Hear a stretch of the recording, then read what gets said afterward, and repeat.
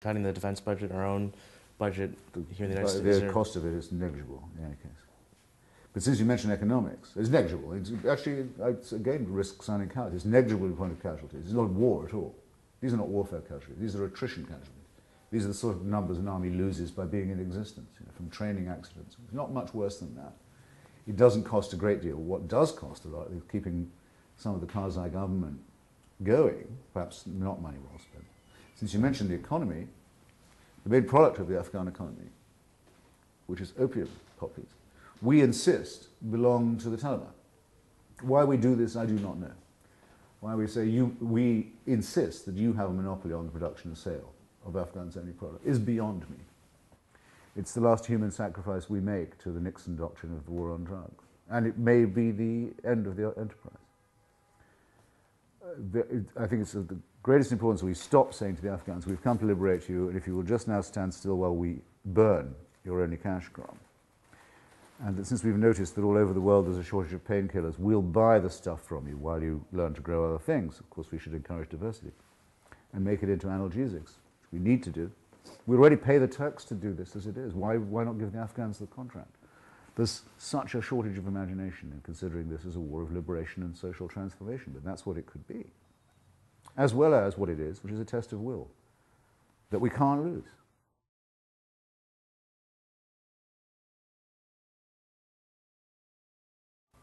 Thank God for Mrs. Thatcher, they used to say.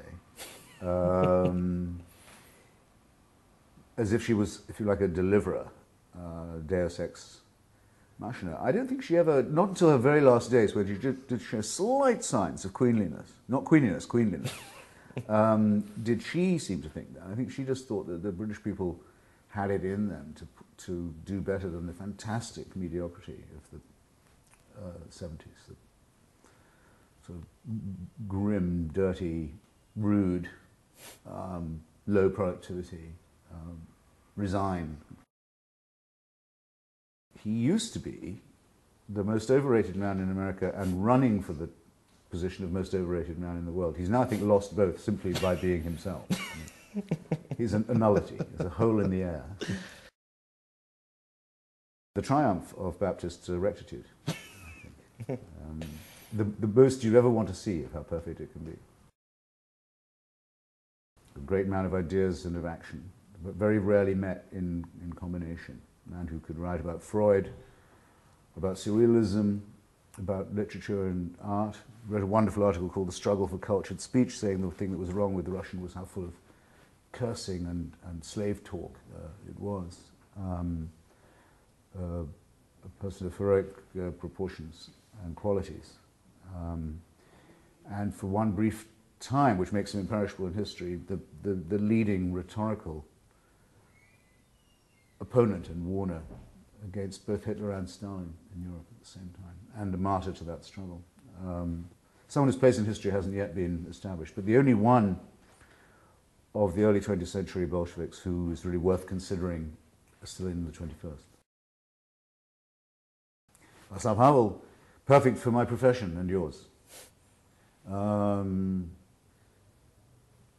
Ironic, understated, non-fanatical, non-violent, by folding his arms and putting a smile, a knowing smile on his face, was able to ridicule the whole edifice of totalitarianism. When the invasion of Czechoslovakia occurred in 1968, W.H. Auden was living just across the border in Austria, and he wrote a very short poem called The Ogre, which I can recite. It goes, I think, it says, "The ogre does what ogres can, deeds quite impossible for man, but one prize is beyond his reach. The ogre cannot master speech. About a subjugated plain, amid the suffering and the slain, the ogre stalks with hands on hips, while drivel gushes from his lips." That's 20 years before, in Prague, the Civic Forum movement and its allies, by putting on plays, by writing poems, by publishing essays, by making jokes, by demonstrating the value of the written word and life lived in truth, and by nothing else, no car bombs, no bullying, no fanaticism, just brought the ogre to a halt and let the air completely out of the bag. No one who had anything to do with it or lived through that will ever forget it. And the personal symbol of it will always be Václav Havel. Well, I think that's a fitting end. So, Yeah. thank you. Thank you. Yes, I think it probably is too.